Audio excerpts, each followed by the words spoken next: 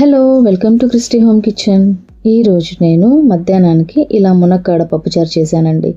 మునక్కాడ పప్పుచారుని ఇష్టపడని వాళ్ళు ఉంటారా చెప్పండి. సో ఈ మునక్కాడ పప్పుచారు నాకు మా అమ్మగారు నేర్పించారన్నమాట. ఇది వేడి వేడి అన్నంలోకి మునక్కాడ పప్పుచారు వేసుకొని తింటే అసలు టేస్ట్ వేరే లెవెల్ అండి. ఈ మునక్కాడ పప్పుచారుని ఈజీగా సింపుల్గా ఎలా చేసుకోవాలో ఈరోజు చూద్దాం. ప్రెషర్ కుక్కర్ తీసుకొని దాంట్లో 1 కప్పు వరకు కందిపప్పు వేసుకొని 3-4 సార్లు శుభ్రంగా వాష్ చేసుకోవాలి.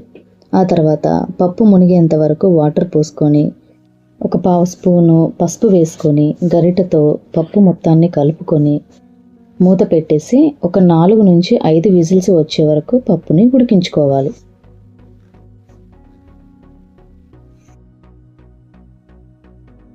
ఇంగ్రీడియంట్స్ డిస్క్రిప్షన్ బాక్స్లో ఇస్తానండి, చెక్ చేయండి. ఇప్పుడు 4-5 విజిల్స్ వచ్చేసాక మూత తీసి చూద్దామండి. పప్పు మెత్తగా ఉడికిపోయింది. గంటెతో ఒకసారి ఇలా కలుపుకుందాము. ఇప్పుడు స్టవ్ ఆన్ చేసుకొని కడాయి పెట్టుకొని వేడి చేసుకుందాం.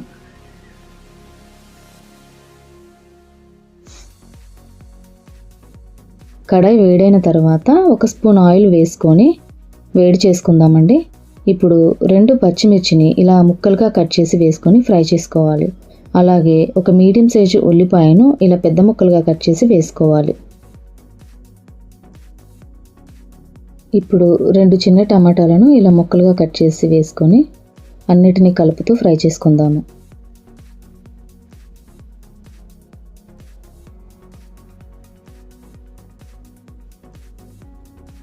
ఇప్పుడు కట్ చేసి పెట్టుకున్న ములక్కాడ కూడా వేసి కలుపుతూ ఫ్రై చేసుకుందాము.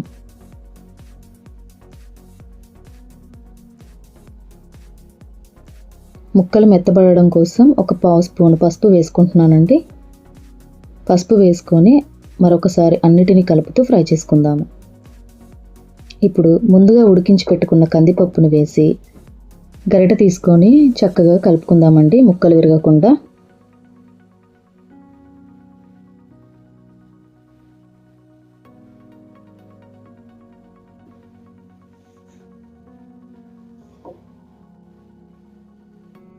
ఇప్పుడు 1/2 స్పూన్ వరకు కారము, అలాగే 1.5 స్పూను ఉప్పు వేసి మొత్తం అంతా ఒకసారి కలుపుకుందామండి.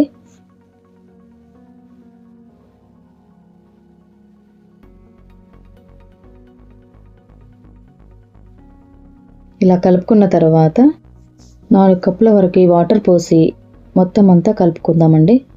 ఈ టైంలోనే ఉప్పు కారం సరిపోయో లేదో చెక్ చేసుకొని అవసరమైతే మళ్ళీ కొంచెం కారము కొంచెం ఉప్పు మీ రుచికి సరిపోయేటట్టు వేసుకోండి. ఇప్పుడు కట్ చేసి పెట్టుకున్న కొత్తిమీరను ఒక గుప్పెడు వేసుకొని పప్పు అంతా ఒకసారి కలుపుకొని చక్కగా ఒక 5-10 నిమిషాలు మరగపెట్టుకుందామండి.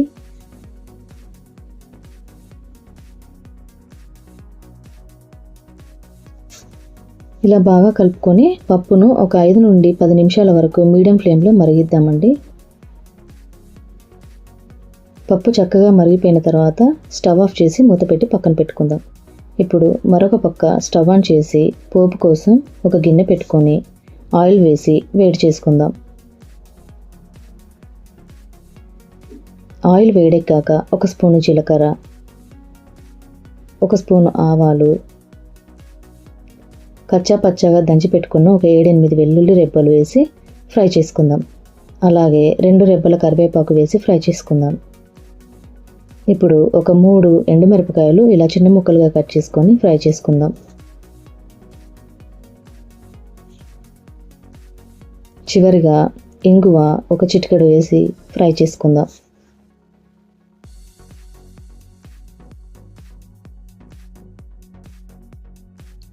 పోపునంతా ఇలా గరిటెతో కలుపుతూ ఫ్రై చేసుకొని మనము రెడీ చేసుకున్న మునక్కాడ పప్పుచారులో ఈ పోపుని వేసి అంతా ఒకసారి కలుపుకుందాం.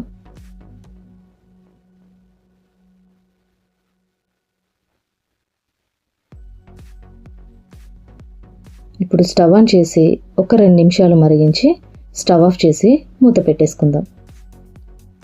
అంతే అండి, మనకి ఎంతో ఇష్టంగా ఉండే మునక్కాడ పప్పుచారు రెడీ అయిపోయింది. ఇలా వేడి వేడి అన్నంలోకి మునక్కాడ పప్పుచారు వేసుకొని నా దగ్గర అప్పడాలు లేవు, కానీ పక్కన అప్పడాలు పెట్టుకొని నంచుకొని తింటే ఆహా ఎంత బాగుంటుందండి ఈ మునక్కాడ పప్పుచారు రెసిపీ. ఒకవేళ మీకు నచ్చితే ఈ వీడియోని లైక్ చేయండి, షేర్ చేయండి. మరిన్ని మంచి రుచికరమైన వంటకాల కోసం క్రిస్టి హోమ్ కిచెన్ని సబ్స్క్రైబ్ చేయండి.